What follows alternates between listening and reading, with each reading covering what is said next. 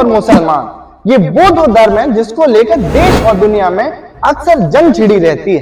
क्या ये सच में एक दूसरे के दुश्मन है या इन्हें सिर्फ राजनीति का शिकार बनाया गया है?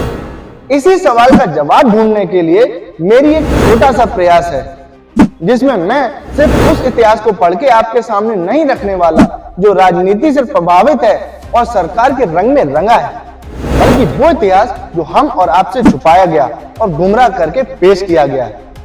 जी हाँ दोस्तों, ये वो सच है जो आपको जरूर सुनना चाहिए, क्योंकि यही कारण रहा है कि ना जानकारी के अभाव में आम जनता राजनीति का शिकार होती रही।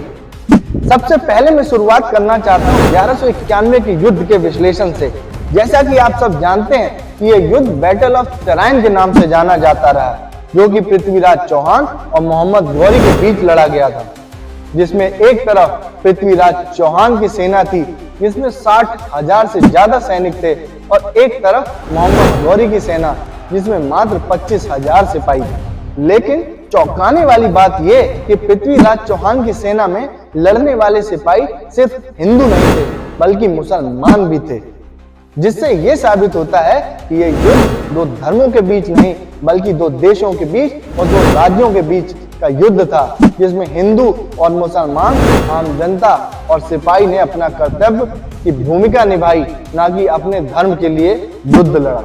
पहला युद्ध 1191 में लड़ा गया, जिसमें पृथ्वीराज चौहान विजयी हुए, लेकिन एक साल की मेहनत और चालाकी के बाद 1192 में मोहम्मद गौरी ने यह युद्ध मात्र 25,000 की सेना से जीत लिया, जिसमें पृथ्वीराज चौहान की सेना के 30,000 से ज्यादा सिपाही मारे गए और मोहम्मद गौरी के मात्र 7 से 8,000।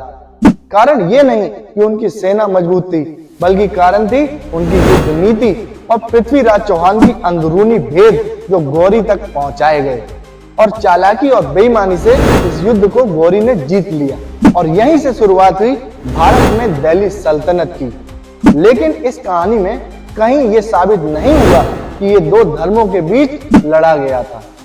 मेरा सवाल आपसे ये कि अगर इस युद्ध में मुसलमान और हिंदू एक साथ थे, तो फिर ये आपस में दुश्मन कब हुए? कब दो धर्मों के बीच वो मतभेद हुए कि हम एक दूसरे के हत्यारे बन गए?